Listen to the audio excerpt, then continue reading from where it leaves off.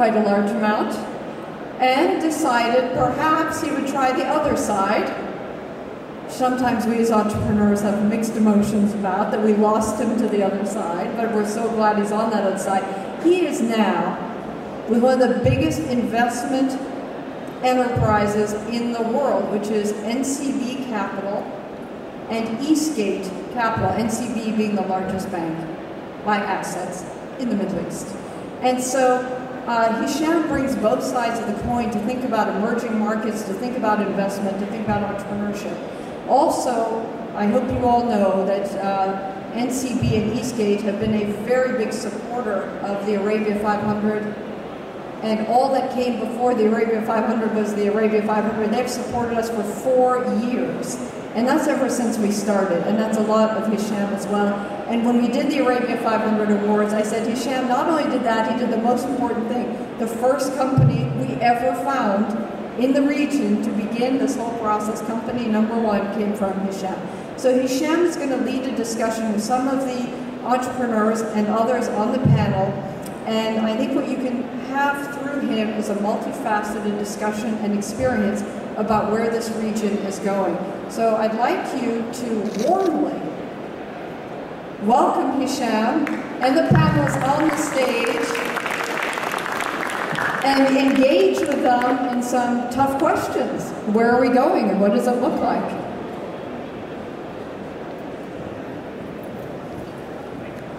Anne is always too generous with her words.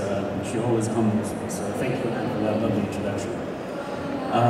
Ladies and gentlemen, as my name is Hisham Al-Farouki, and I would like to personally thank each and every one of you for joining us. This is, as you know, the post-lunch, last day of the conference. I probably held 67 meetings in the past 24 hours afternoon session.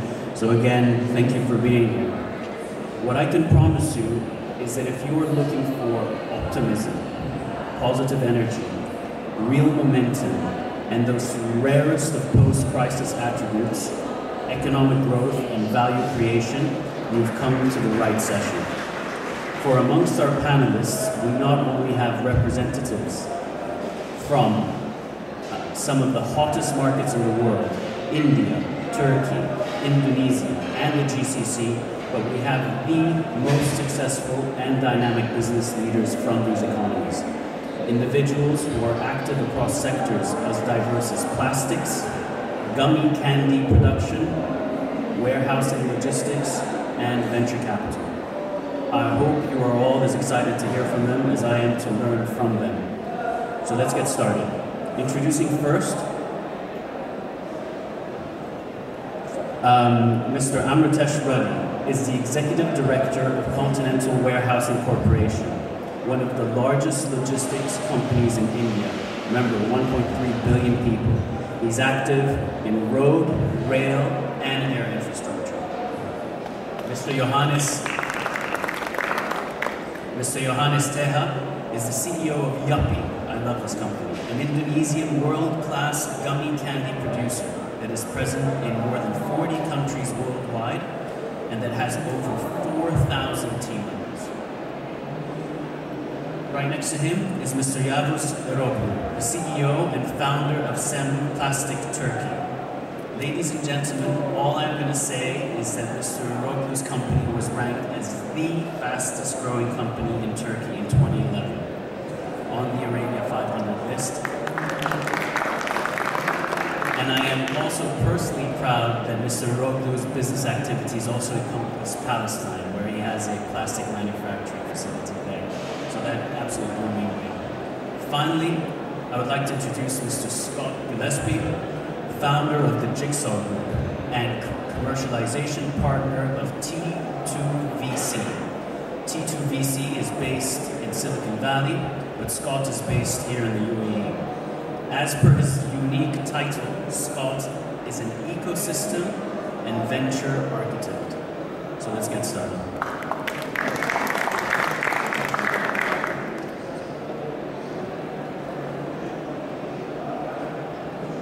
Amritesh, let me begin with you. The session is about fast growth companies and winning strategies for emerging markets. tell me, what have been some of the key drivers of success for your respective business? Yeah, thanks for the UAE government for this opportunity and for the JC Summit. Fast growth companies in India have predominantly been for a long-term strategy.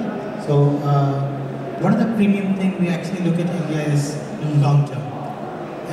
One of the major reasons why we have investors coming in early into India and have lost some money also is short-term strategies what they had in mind, or the huge amount of returns what they actually look at their own ground. So predominantly long-term is number one for any business to start in India, because we actually are a large country, so we actually need to have a spread to actually earn money. So it's not going to be one place. That's one. The second most important thing we actually need to keep in mind is CSR on jobs is not a quotient in India. So because we actually lack some of the vocational skills which we're actually catching up on now. So we actually believe in training.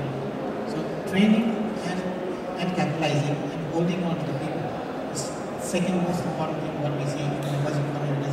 In any emerging economy, you have a shortage of vocationals at that particular point of time, and we also have a shortage of skill man. So we have seen a growth in the last 5 to 7 years where we have seen industrial activity picking up hugely. Because now we have been focused more on that, and we are able to get a very good amount of people for the right jobs. The next important strategy what we see as a long-term strategy is to have the right partners and the long-term partners. It's not about earning money overnight, so that's point number one, where is get investors actually, because we as a company has grown predominantly with FDI. We actually had more than $100 billion in the last 5 years, or even more.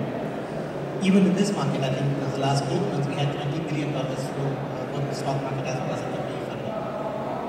So FDI money is very important for that, and for that, we actually choose very, very good investors who understand their business and who help you grow. Because debt funding in Asia is still at 13-14%, so, which actually kills you on a very long term, on a very high debt. So we actually need a good mix of equity and debt where we come from. So choosing the right partner as a financial partner or investor is very important for you to grow in India, because capital investments are pretty expensive. So this, I think, will be the key drivers. And lastly, environment and local environment. So India is a democracy, so everyone gets to speak whatever they want, and so as a democracy, you need to have the local sentiments in mind and act accordingly. So we are not as privileged as China on that, so we can do whatever we want. So that actually helps us to balance our country as a whole, and actually has taken our growth on a very, very stable manner. So in India, I would say long term, and in India, money in the long term. Thanks. Thank you. Thank you, Amritesh. Johannes, what are your thoughts on this topic? Hello, good afternoon, everyone. In my experience, the key drivers for success, if you like, is universal. I think it's not because we are from a developing country that the key drivers for success are different. In my experience, our key success, if you like, has been based on understanding of the market, and you need to have a good product to start off with, because without a good quality product, I think your chances of success will be minimum. Number two is marketing, how you build your brand and how you let consumers know of your products. And in Indonesia, in this instance, product quality is somehow a challenge, or maybe it is a stigma. So in some sense, it provides some sort of barrier to our selling initiative or selling intention to other countries. But how do we go over it is by having the right quality product. How? One is we invested in the right equipment, if you like, so we don't cut corners, we don't invest on the low quality equipment, because that way you're going to have a good quality product. What I can say now is product quality in our business is very critical. Thank you for that. Yavuz, what are your thoughts? What have been some of the key drivers to your success in Turkey and in region? First of all, I'd like to say quality is more important than the quantity. So thank you very much for listening to us, these qualified listeners. You know, the key drivers for our business or for any other business of this topic, of this panel, is emerging markets. I have to tell that what are the circumstances that affect the business in an emerging market. First of all, when we are talking about an emerging market, it mainly means a market that's always changing. The market is not mature, it's not well established, the rules are not there. This is what my friend is telling me about the quality. This is also a fact, because there is no real rules in the market, and finance is a little bit a lack. It's not like the mature markets. Property rights are not at the right place, like well-mature markets, and sometimes the environment is not so good. We are talking about maybe the political elites are too strong, the big elites are too strong to affect the politics, and then the environment for the small and medium SMEs to start the business, it's hard. So we can increase this one, but the main thing, we are talking about an emerging market, it is talking about the environment. The environment you do the business. This is the main difference between an emerging market and the well-established market, developed market. So we are coming from markets, and especially me, myself, also coming from a market which is an emerging market. So all these subjects that I mentioned here are a part of our daily business. So we have to overcome this business compared to the other guys over there in the developed countries. So this is the main challenge what we have to do. And the answer to these challenges is very simple. It's only one thing. So there is a lot of change, there is no rule, and then it comes the adaptation. So the main key driver of any business in an emerging market must be, it should be very adaptable business. So I can tell you, I can give you more details of my business, but I'm not going to go into details how we do the plastics, our strategy, that's something else. But the main issue in an emerging market is to adapt. So we adapt in our businesses each day to different circumstances. I think this is the key point of success in any emerging business. Thank you, Yavuz. That's a great perspective on it. Thank you so much. Scott, you come from amongst all the panelists with a unique sort of background in that based in Silicon Valley, but now you've come to an emerging market in the Middle East, the wider Middle East, and you're very active in Palestine. What have you seen, what have you come to understand as some of the key drivers to the development of this region and other markets that you probably operate in? Thank you, Hisham. Interesting question on multiple levels, and I'm going to agree with my colleagues here, but I'm going to make an observation. They're no longer dealing with small and medium enterprises. These are the giants of industry. They've grown up and built some beautiful industries, and they're the kind of things that we aspire to be. So I'm going to encourage everyone to look to these guys as role models, because they've done some phenomenal things. So, relative to your question, Hisham, what would be some of the drivers that we've seen across a dozen emerging markets, including Palestine, Saudi, Colombia, which is right next to Yemen, is number one, sales.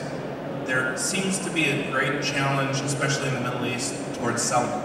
It's viewed as something beneath an accountant for most people. Sales is a skill that needs to be cultivated, developed, and attract the right people. And I strongly suggest that anybody who can get salespeople on their team, please attract them, and please work on sales skills. Second is CF. CF has two meanings to us. First, it's cash flow.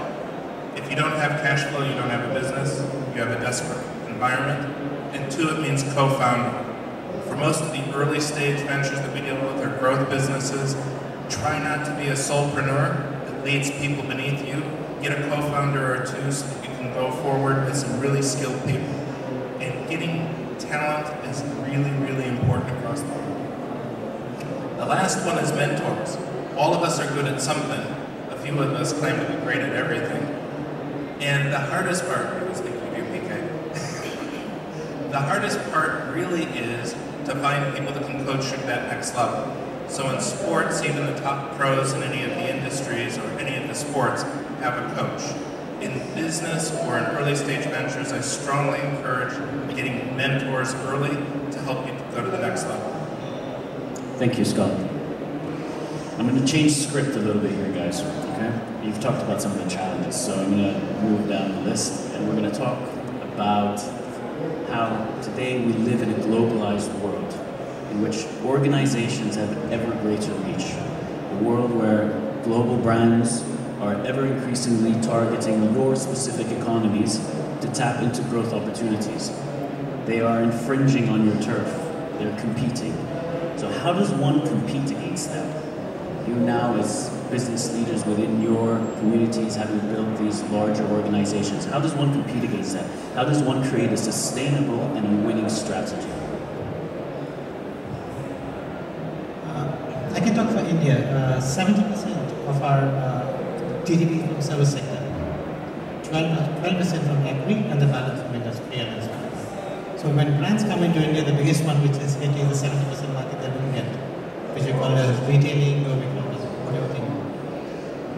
When we talk about brands coming into India, we actually have some strong brands in India itself. And I think we are actually open to merging with them, and we're actually open to growing them with us. But what the brands are failing, what I'm saying, some of the failed brands is they actually come and own the entire thing, and they want to capture the whole market individually. I think UAE is a very good example where you have a local partner for every business you start. So India doesn't have those rules and some of the FDI policies, but it actually really works well to have a partner. So the only thing I would say the brands is whenever they come in, they'll succeed only with a good Indian brand partnership, at least for the first few years. That's one. And competitiveness-wise, I think we are a terribly competitive country.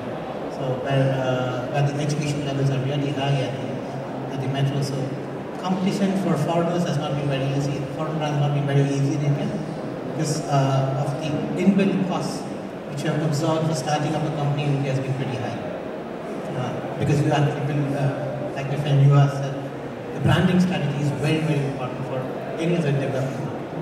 We actually love to go for brands at that particular moment, not the expensive ones, but branding. So spending that kind of money, the big brands can afford, of course. So I really don't think that bringing in any amount of brands into India is not going to affect the local companies, especially in service. That's my view on brands. That's a great perspective. So bring them on. Johannes, your thoughts? You now compete in 40 countries, so now you've become a sort of global brand.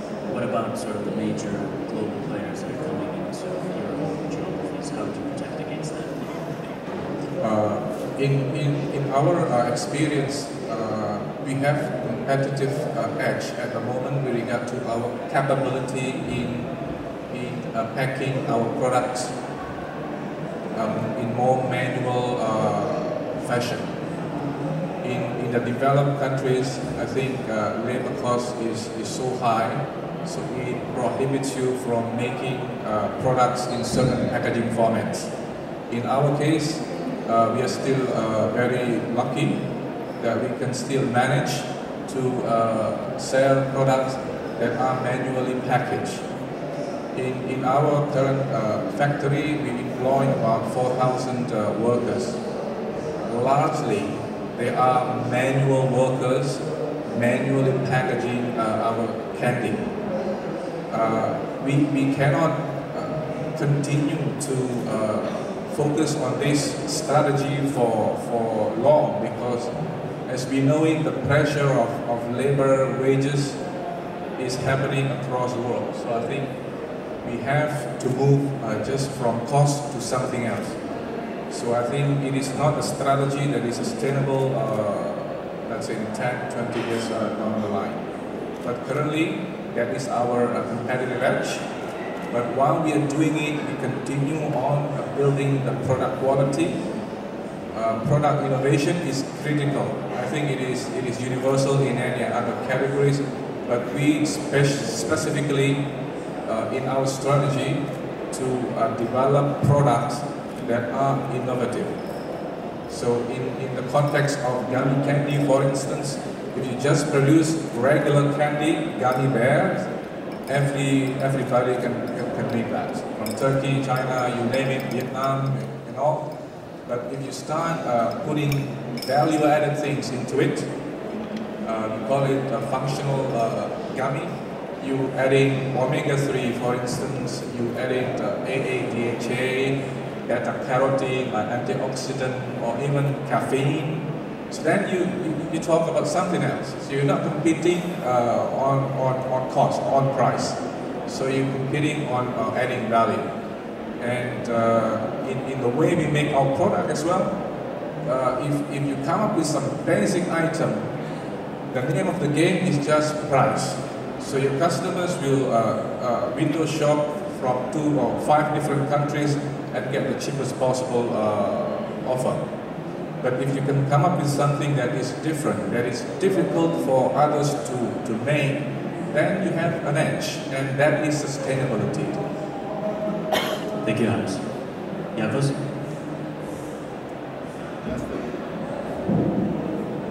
Yeah, just a minute ago, I have mentioned the disadvantages of an emerging market.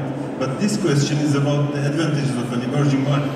Because our countries are emerging markets, and these global guys, they want to be in our markets. Because our markets are the ones that are powering the economies at the moment, and that is creating the growth. So we have a big advantage while we are in the emerging markets. First of all, we have to use this chance. The biggest thing that we have to check for is checking what we can do in our own emerging markets where there is the real growth. So we have to check also the global market, because we are talking about global giants. But we know that the famous story, I think this is an international one, we also have the Turkish version about a monster having only one eye in the middle of his, in here. So he has some place where you can hit him and you can kill him. So the global companies has also their own deficiencies, and this is they are not fast. Well, here we are the fast companies. We are fast enough that we can change and adapt faster than them. So this is a big advantage when we are talking about how we should penetrate the global competition. I think we should use our own possibilities, like our market. This is our first strength, and our fast thinking and fast moving. This is going to be the biggest advantage that we can have against the global competition. And I forgot one thing, please, important one. I think our products are halal. So I think that is one of our competitive advantage. Because Indonesia is the largest Muslim community country, and with halal certified products, I think it brings reassurance to consumers around the world. Thank you. Scott. Thank you. I've got 2 observations to build on these other ones. First one is, I think most of the markets that we operate in as an emerging market, we use that phrase, is a place to practice. It's your test bed, it's your home base. You can see most of the customers in your market and you have a chance to really explore how they buy. The second piece is to go global, you need to understand how they buy. And if I can say this as an ex-American, now global citizen, if you assume that America is the market and you sell the same product in the Middle East, they're not going to buy it. So what you need to do is take your local market experience and find out what the customers in that other market really need. If that means different packaging, different colors, different price, different positioning that says it's halal, and then you go to a non-halal country, it doesn't work so in terms of the needs. So you need to be very adaptive on that. The second piece that I would say about going global is speed to market. And therefore, speed to market means your product has to be triable quickly. Facebook's a great demonstration of this. I don't need somebody to give me a dummies guide to it. I can use it today. So if you can make it tangible and triable very fast, that's great. And that's what I would encourage all of you who have products to do, is make sure the market gives you feedback and you can make it triable quickly. Thank you, Scott. As you've all embarked along your successful entrepreneurial journeys, what governmental leadership, funding, mentoring programs have you found to be most effective in assisting you along the way? We are in a room where there are many governmental sort of leaders, and so it'll be really interesting to hear examples from India, from Turkey, from Indonesia, from Silicon Valley that have been very supportive of entrepreneurs as they go along their journey. Maybe, Scott, can I put you under the spotlight first? Thank you for that opportunity. I'm going to start with 1 minute of background. T2VC has offices in 8 places in the world, including the UAE. And one of the things we've learned is that we're a living lab. We test ideas out around the world in different markets, from Palestine, as we talked about earlier, to Saudi, to Colombia, to the US, in areas that haven't been so successful. Part of that has created an environment that economic development is changing, and we've been working on a concept of the rainforest. And the rainforest is different than farming, because farming's job is to put the same crop in and get the same result. So you pull out all the weeds. The rainforest is about the weeds are the best part of it, because they grow up to be something significant. And almost all entrepreneurs are weeds initially. They get told that it shouldn't work, it can't work, there's problems with it. So that's why they have special needs, in my view, which are different than traditional business people who go to a university or vocational institutions. Most of the universities don't teach entrepreneurship. Excuse me.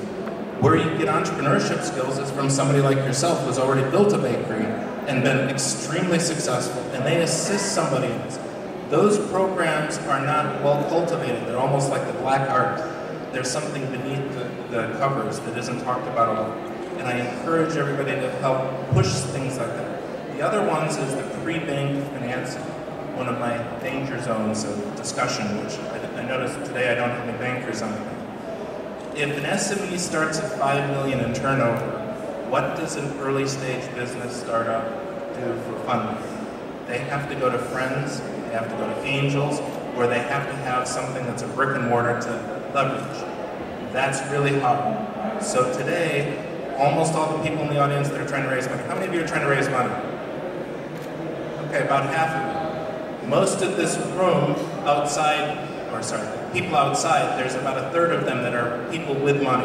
One of them's right here. He's setting up a fund in January, and you need to talk to him. The government needs to help create programs to encourage early stage investment, not growth and deep mezzanine level. Thank you, Scott. What do you know, Lonnie? We have been having reforms from 1991, and I think it's been 12 years now, so most of our reforms are actually picking up really well. And as a country, we actually have 20% of our total funding in the banks just to the SMEs as a loan.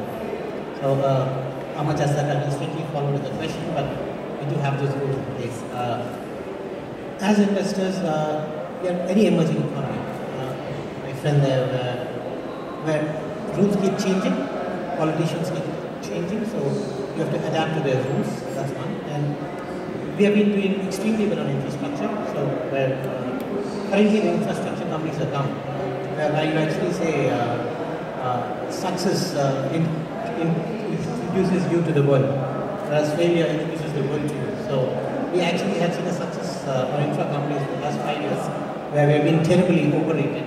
I think now we are terribly underrated in the country, so where infra is still a major one, and we have good enough investment reforms for infra. We have beautiful tax laws in place, which are quite robust, and we have a constitution which is 60 years old, so which is pretty well democracy. So we have never had a civil rights kind of an issue ever in our country, so that's good enough. Predominantly, so that would be the government tax laws in place for us. And infrastructure-wise, power-wise, gas, or you can take any labor-intensive economy or basic infrastructure like airports, seaports. So we are really a country to be investing and looking at on a long term. That's great. That's great. I think I've been trying to understand the question actually, but I think if you ask me what sort of a governmental or leadership examples that promote entrepreneurship. I think in my context, in my context, I think it is more doing it by yourself rather than going into a seminars or things like that. But in the context of a country, Indonesia, I think being an entrepreneur is not encouraged, but I think it is not the culture or the value system in the country is not really good for you if you want to be an entrepreneur. So I think maybe something to do with the education system and things like that. Thanks so much. Yavuz, would you have any thoughts? From the point you have mentioned, because I also strongly believe that what governments has to do, the first thing is to build the trust. This is very simple. If there's a trust, stability in a country, then you can have people who are interested in investing, who are interested in doing business, new businesses. And you also need the culture, and the culture comes with the trust. Because while we were last year at Harvard, in the Allworld Harvard Summit, we had the Inc. magazine editor, Mr. George. I was surprised when he said that the average, he asked us, what do you think about the venture capital? How many percent will be the venture capital usage of the first 3 years of an US company?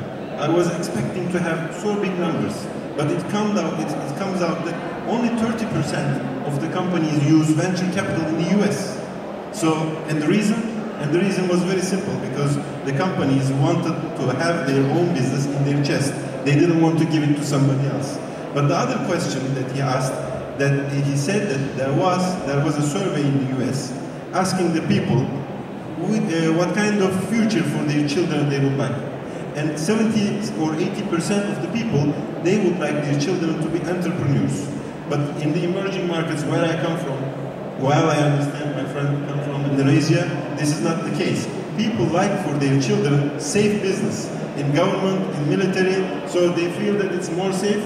And also one more interesting point is that self-made prosperity sometimes in these countries are not well understood or well interpreted. I think this is also an important point.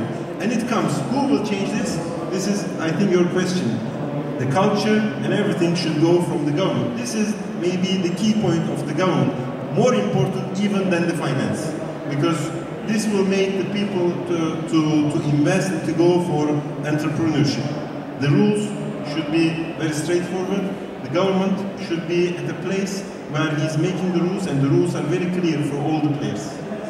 Thank you for that. Thank you for that insight.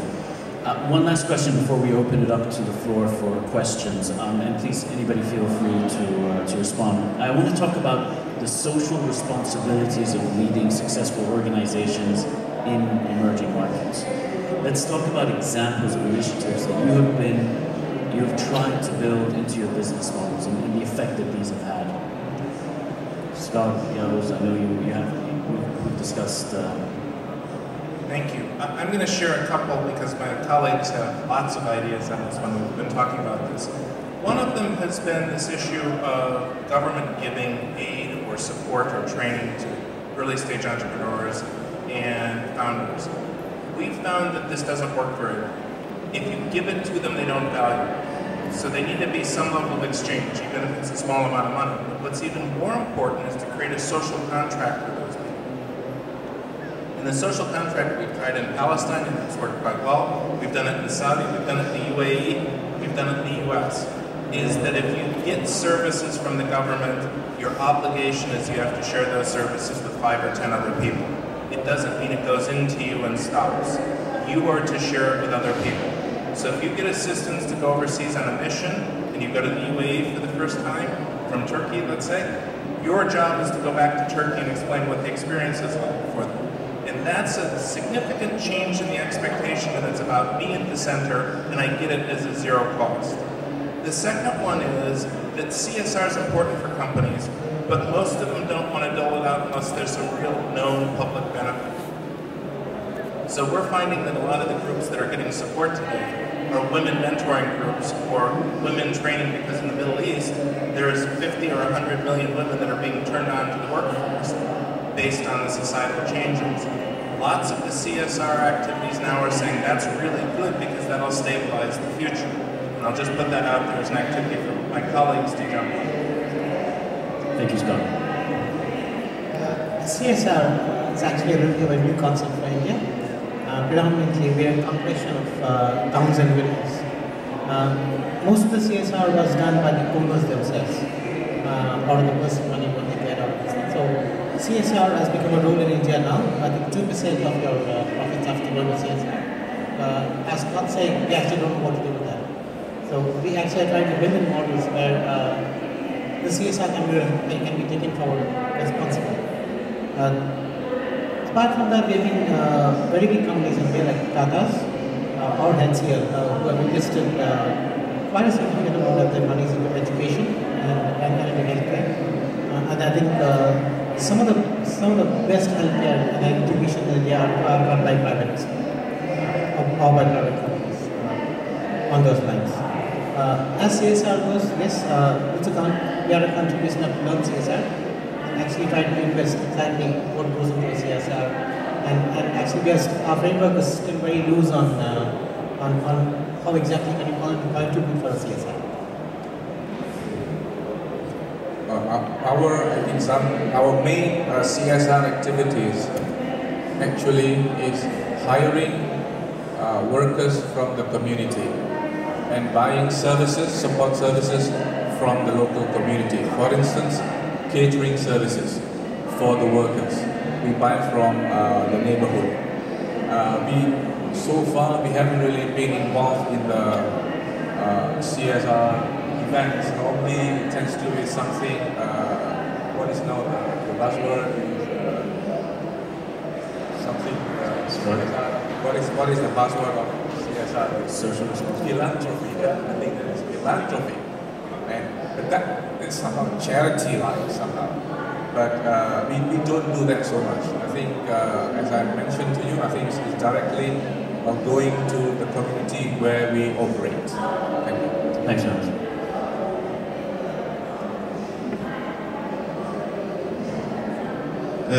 I would like to also agree on the subject that the time has changed. Now today we are going to have Professor Michael Porter's also live connection, I think, here. And one of the subjects that we have learned also in Harvard is the shared value. I think that's very important because philanthropy was giving away, social responsibility is doing with yourself, but something needed more than that. You have to do something together with the community, and you have to build your money.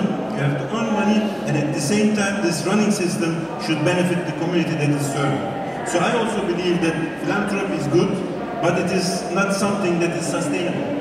Or social responsibility, it's not enough itself. So I can give you an example. In 2008, we are a company in Turkey producing plastic food packaging and disposable, exporting to 90 countries. So we were thinking of investing somewhere with our, let's say, a little bit older technology, because each time we have to renew the technologies. We had some alternative countries, and one of them was Palestine, because we had a very good partner there, very good distributor, and because of the background and historical background, we feel ourselves very close with this community and very strong trust between each other. So we said, okay, why not? Let's look at it and let's go and see.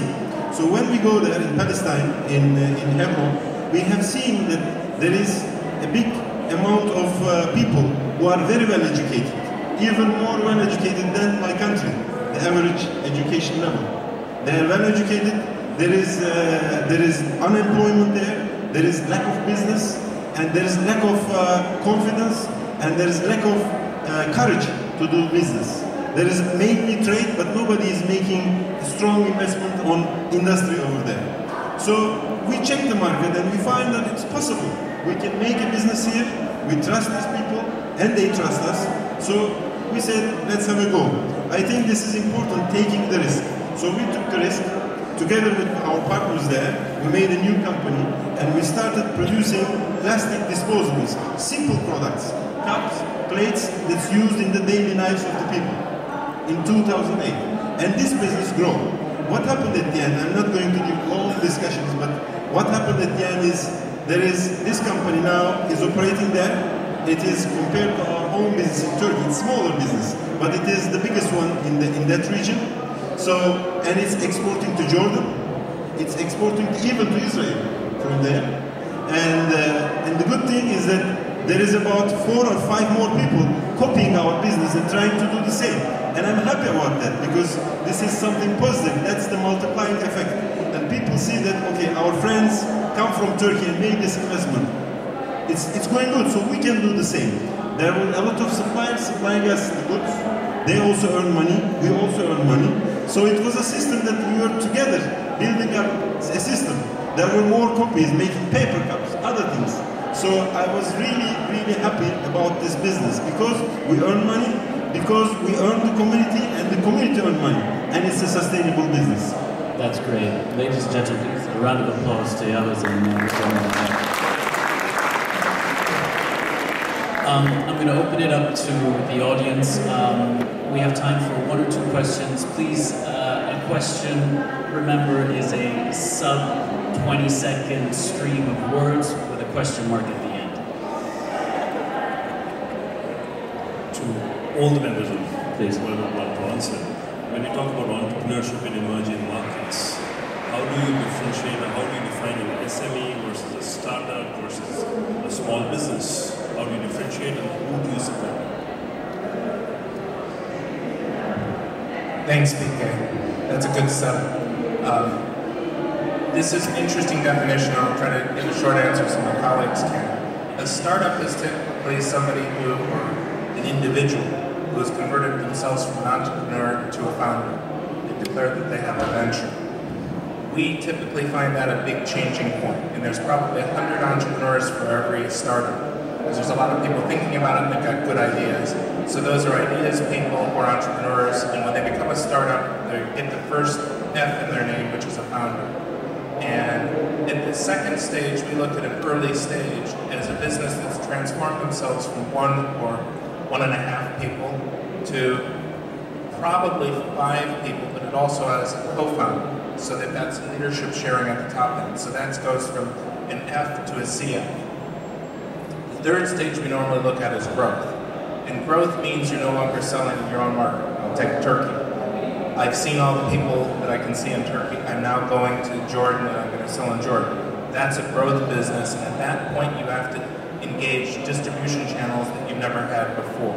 So we look at it as those are the 3 stages.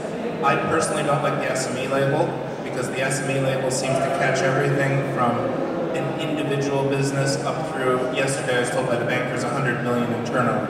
So I don't think SME is a good label any longer. If you allow me very quickly, I'll share some experience from Saudi Arabia.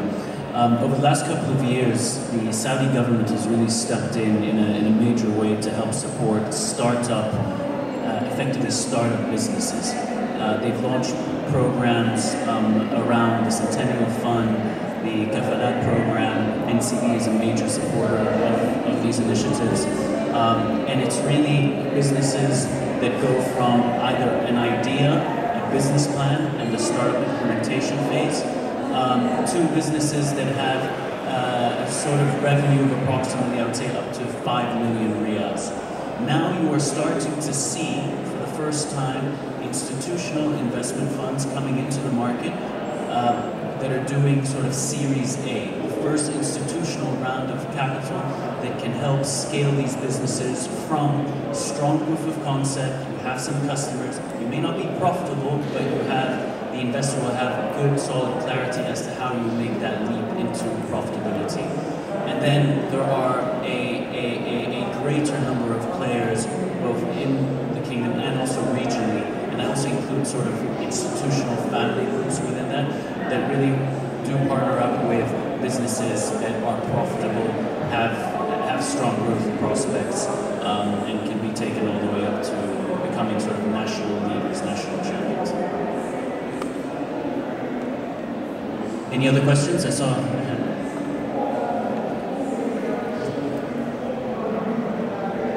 Hi guys, this is for the entire panel. What are some of the challenges you face when you're building a sustainable workforce? So, when you're hiring employees in emerging markets, what are some concrete steps that you take to train these people? And most importantly, how do you retain these people? Especially, Hisham, you said you have a lot of competition coming in to emerging markets. How do you prevent foreign firms from coming in and robbing talent from domestic entrepreneurs like yourselves?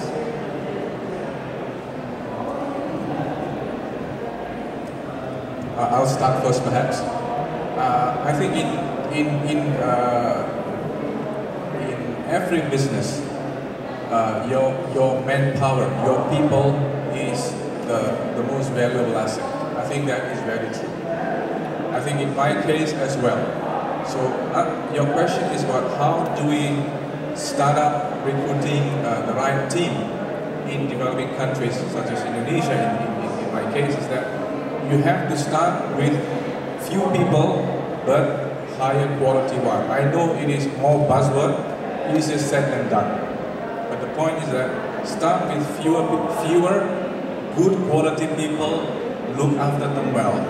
You have to be competitive in your remuneration, and then you have to incentivize them.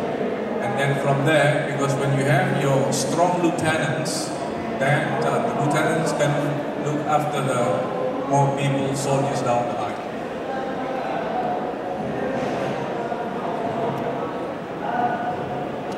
I think that you have to keep them at your chest, because you are an emerging country. You have a factory, and then besides you, there is another factory, and he can offer better prices. So the thing is, first of all, you should give good salaries. You should know how to share it, because there is no other way. Because if you are not going to give the right money for the right people, then they should go away. That's simple competition.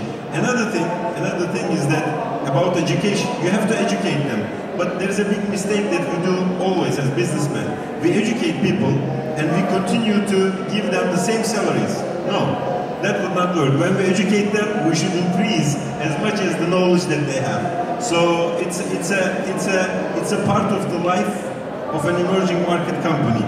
You have to keep your people at your chest and you have to make them happy. That's the only result. Let me just add very quickly. I think communication is also very important. When we invest in a business, it's very important to communicate to all levels of staff the direction that we're going. People will stick, want to be part of an exciting journey. And that's really where I encourage entrepreneurs to constantly revisit their business plans and communicate it and share it with all members of their team.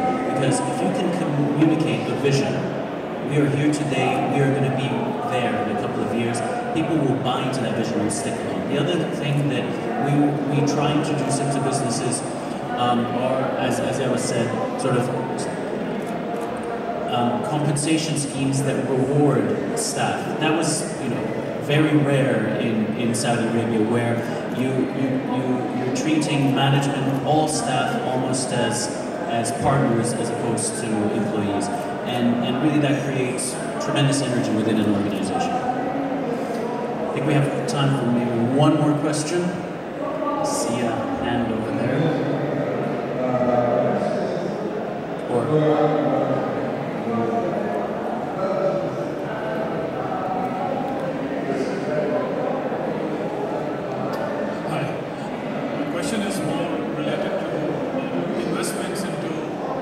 Sorry, is this better? Yeah. Okay. My question is more related to the investment appetite, which some of you coming in from the venture capitalists and the capital world look at when you're looking at niche businesses. As I'm a part of a startup founded it, we have come across about 3 years now. Some businesses have a long sales cycle, and very often you see investment appetite, which is into businesses which are very focused on a quick return or a model which can replicate very quickly. With the advent of the internet world and the clicks per usage kind of scenario. What is the appetite with investors into this kind of businesses? They are niche, they are productized, and there is an intellectual capital behind it. I'm sorry, I couldn't hear you very well. So I said the products are niche, they have an intellectual capital, and then there is a real product behind it. Okay, are you? I'll give a shout out because it was a little hard to hear part of the question. Here's what I think might be part of the answer. There's different stages of investment nowadays, and most of it for the investor is to get comfort with the business. So when you have a long sales cycle, as you mentioned, one of the things that we're seeing is proof of concept funding, which is very specific as a gate. And it may be 50,000, maybe 100,000, but it's proof of concept that the product or service works in the environment that you're talking about, especially if it's a 6 or 12-month type of product.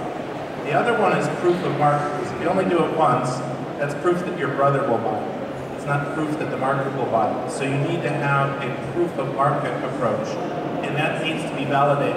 At that point, angel investors are more likely to become participants. Institutional capital, round A, are interested because they see some data points. But if you have long sales cycle, you need to find a milestone they'll invest in. Thank you. I hope that answered your question. I think the organizers are telling me to cut this short. So, ladies and gentlemen, you've been a great audience. Thank you to all our panelists. Sorry, Johannes wants to add on. Ladies and gentlemen, there is one thing that I'd like you to walk away from this room. If you don't remember anything about what I said, but I think there is one message that I want to get across to you.